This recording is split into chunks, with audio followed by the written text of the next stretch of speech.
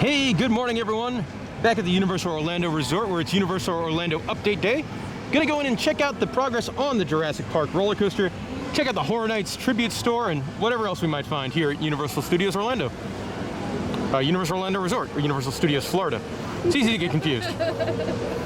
So let's start off this month's update video by taking a look at the construction of the Jurassic Park roller coaster, where obviously the big deal is the top hat is up.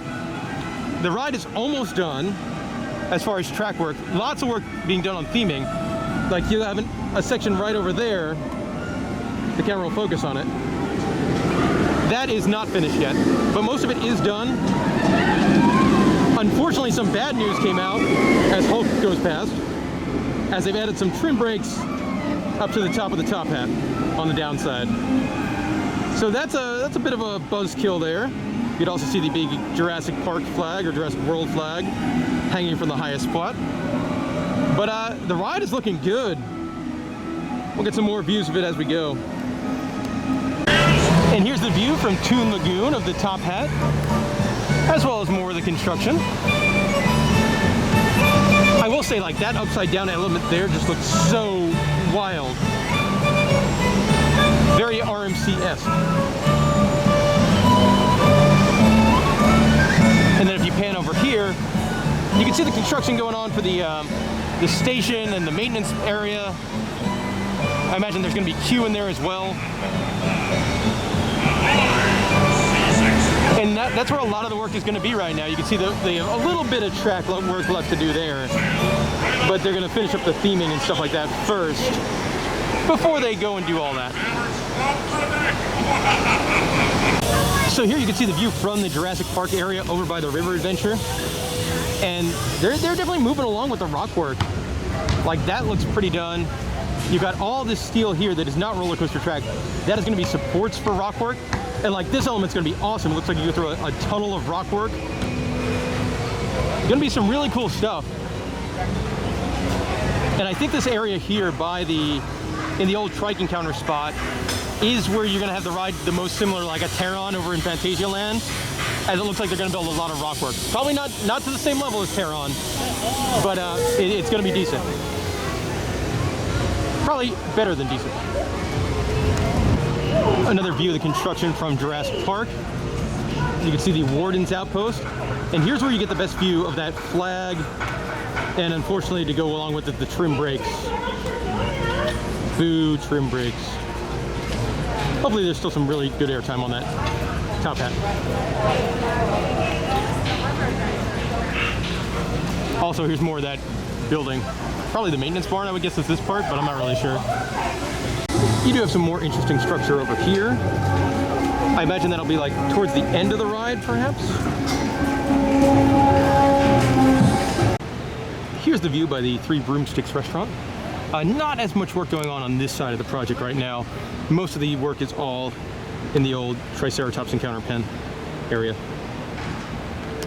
And here's one last view of that construction over by Mythos. You do get that wonderful Lost Continent background music. You can see a crane over there lifting something into place. Should be quite the ride when it opens. So over here at Hagrid's Magical Creatures Motorbike Adventure, they're not running virtual line anymore, and it's only a 25-minute wait, so that's not bad at all. Kind of shows how empty the parks are right now. So unfortunately this past week we got the really bad news that Halloween Horror Nights is canceled for 2020, but they did open up the Halloween Horror Nights tribute store, so you could go and buy all sorts of Horror Nights merchandise. Let's go check that out now. So here's a look inside the store. It's really well themed. You got big moving pieces, projection stuff over here on Frankenstein's monster. Pretty neat, and pretty dark in here as well.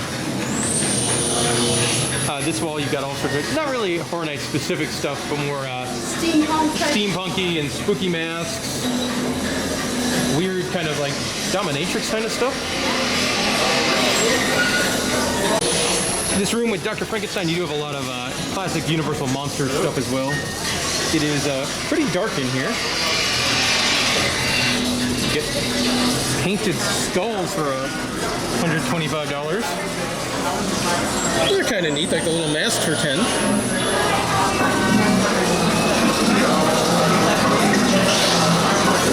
More Universal Monsters kind of stuff. Very much classical monster things. Not Horror Nights specific in here yet. Throw blankets. Oh, look at that. That's interesting. So you got an interesting lady dress. But they sold last year. Yeah, they did sell that last year. More classic stuff over here. And then some weird shirts. That's an odd shirt. So the second room in the store is very, very neat. You've got a big wax figure kind of thing of Jack the Clown. And this is where you do have like that throwback merchandise you might have seen on the website. And you have like all the... Yeah, lots of detail. Well, I was going to say old mascots. Yeah, the icons. Yeah. And each one of these looks like they have shirts, little pins, which you can't really see, it's very dark, and then funky socks. And lots of detail. Like that cat, I believe, was the entrance to last year's store. I believe.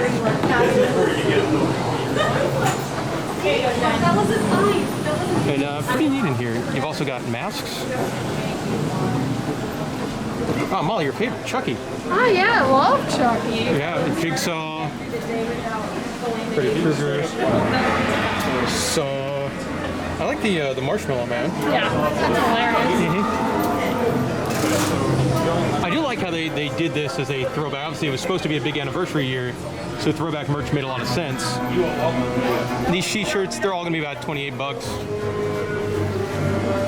Throwback to the original in 1991. Then this is something I like. They're selling the posters, like little mini posters of the various old school logos. I think out of these, my favorite's probably 2000 with Jack the Clown. And then you do have a big wall of pumpkins as well. Pretty neat store. Odd that this Halloween stuff is open in July, but a neat store. So last month I showed off a lot of the great retro merchandise. The new thing that's came in this month is this jean jacket here. So if you want to be a Universal Studios version of everyone's favorite AEW wrestler Orange Cassidy, well, pick this up for $75. Also in the store, they have gotten some new face colorings in. They've now have all the houses for Harry Potter, Ravenclaw, Slytherin, Gryffindor. They've also got Minions. And the mask, I have that one there. They're really good quality for, and they're $6. So I recommend it. Speaking of those masks, Molly is showing off her new Slytherin mask, which she was happy finally came in stock. I did. I was. They're very nice. So in the exit store for Forbidden Journey, there is a new line of Harry Potter merchandise, all Hogwarts alumni stuff. Molly, you're a Harry Potter expert. Yes. Any favorites here? I really like this. I don't know where it doesn't fit in our house. Well, I guess we can replace the old Gryffindor one since you're a Slytherin anyway. And I kind of like this, though I don't like white shirts as much, as I'm wearing a white shirt right now. Very, very different look for like a Harry Potter merch. That's why I kind of like it. It's very different. So more new Harry Potter stuff in the main store. You can get personalized Quidditch apparel with like your name on the back. Over here in CityWalk, the movie theater is only open Friday to Sundays right now, and they're showing like discounted old movies for about $5. So not open today when we're here, as we're here on a Wednesday, but it could be kind of neat. I wish they were showing them later in the day, like you could go to the park and then see a movie, more so than ending at 8 o'clock. But I guess CityWalk closes at 10, so that kind of makes sense. And wrapping up this month's update over here in CityWalk, where all these stores are now completely blown out for whatever is coming next. Of course, rumored to be that new Universal Studios store. And that'll do it. Good time today. The park was very, very empty. Kind of interesting and weird going in the tribute store for Halloween Horror Nights that's not happening. And the roller coaster looks great. Guys, be sure to follow me on Twitter @InTheLoopLegend and subscribe to the In the Loop podcast. And thanks for watching.